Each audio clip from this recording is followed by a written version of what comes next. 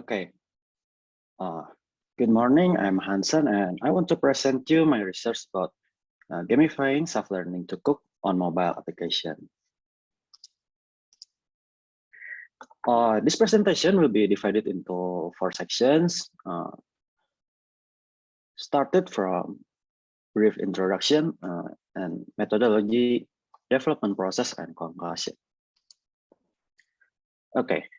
In early 2020, when COVID-19 starting to spread across Indonesia and the world, I noticed that many businesses are closing down. This is no exception to the culinary industry. And it is said that the culinary industry average income was cut into around a third. On the other hand, the culinary trend was growing by no means a huge step each year, starting from 2017. We all know that millennials and Z generation people tend to use their smart devices more often. This particular idea raised a question on my mind. Have they ever tried self-learning to cook application? So I shared a questionnaire asking about their intensity on using cooking guidance application. And after eliminating they who never actually use one, I found out that most people were not that loyal through this type of application. After reading some researches, one way to engage people to keep using some particular application is through gamification. And one of the newest method was player-centered design. And as you can see, there are 5 steps along with legal and ethics in every part of its steps. So first, understand the player. I started this step by deciding what kind of users that the application is going to engage to. Other than that, I prepared a brief explanation about the ideas and made a questionnaire in order to get user needs. A prepared rough sketch also helped them to understand the meaning of the explanations.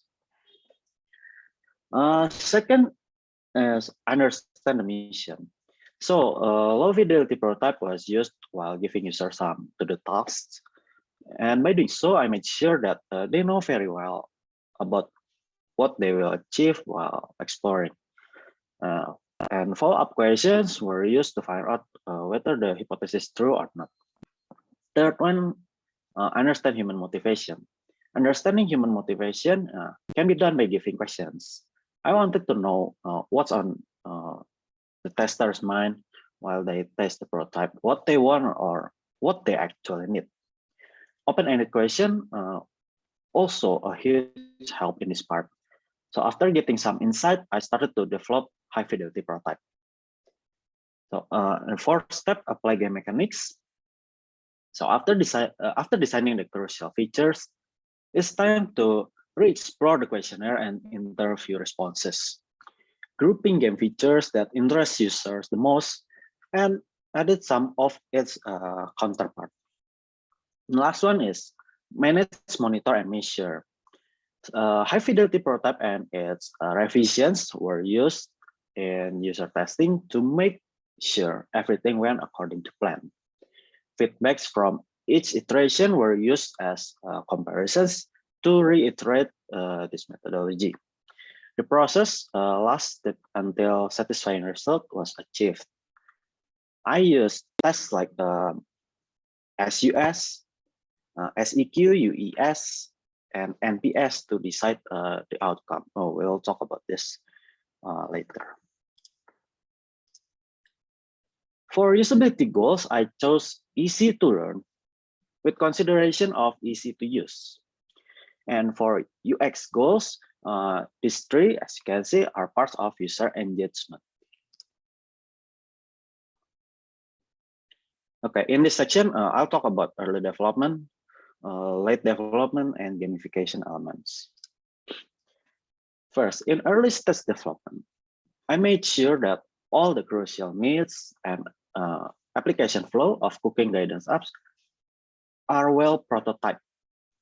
In particular, with consideration of user ideas from the questionnaire.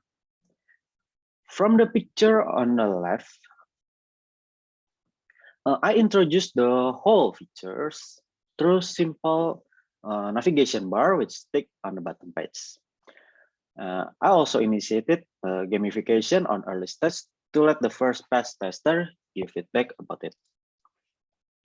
And in late development, I focused to fill in some gamification elements, which was proven useful and easy to understand through the design.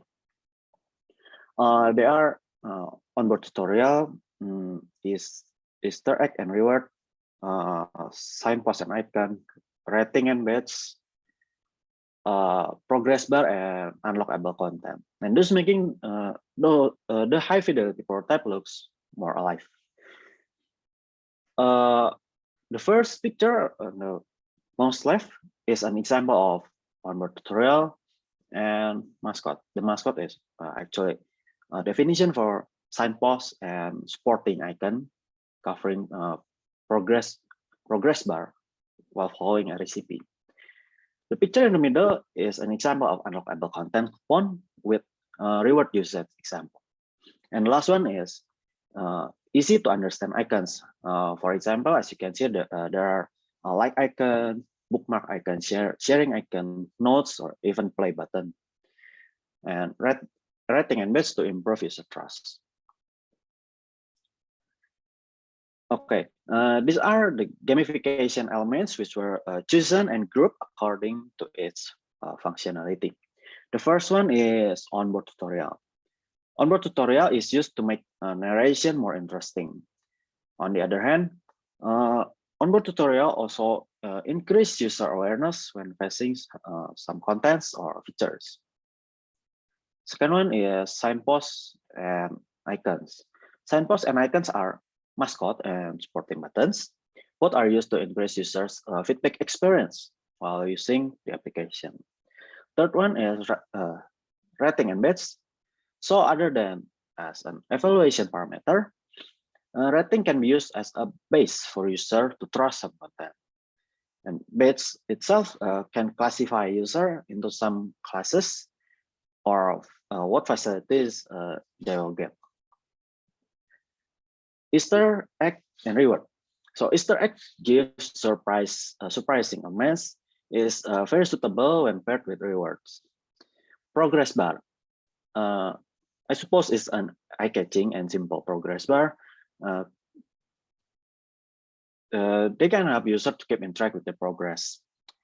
This amount can give more pleasant experience while using the application. And last, unlockable content. This feature is very good if we pair it with the given rewards. This feature itself can push users to an extent where they will try to earn as many rewards as possible so they can unlock content. Okay, these are the parameters I used while doing usability testing. First one is single equation. It is used to find out specific problem from specific features. Second one is system usability scale. So this parameter is actually a reliable one to measure a prototype in general context. Third one is user engagement scale. This parameter was used to match the user experience goals needed. And the last one is net promoter score.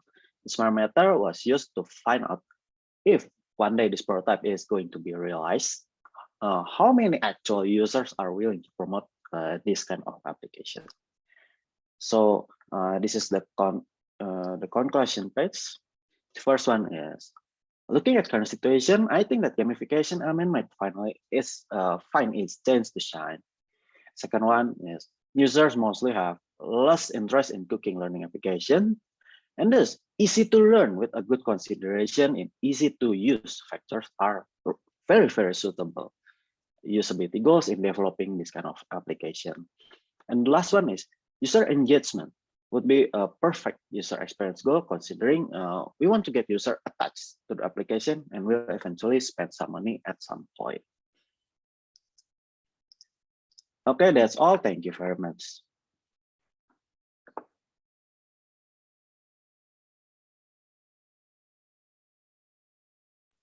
Okay, thank you, Hansen, for the presentation. So is there any question for this paper?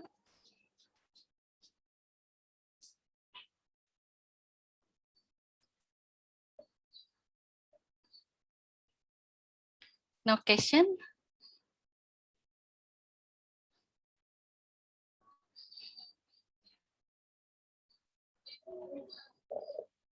Okay, so let me ask you one question. So what is the shortcoming from your design that still experienced by the users? So while doing the iteration process,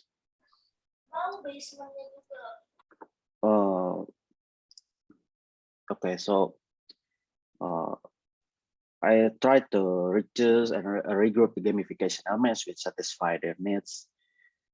And there are also complaints about, for example, the cooking process, the steps-by-steps process. So since I intend to use the progress bar, so I removed the ability to scroll the screen, and that was actually made the users feel unsatisfied with the design, since they think that scrolling is way better than giving pages. But by doing so, there are risks and rewards. So I think by keeping the progress bar and skipping the scroll bar, it will give still a better, pleasant experience, since I also use onboard tutorial and mascots supporting each pages, which people can actually feel the experience after trying to use the application itself. Okay, thank you. Okay, Hansen, thank you for the nice presentation. Please give applause to Hansen.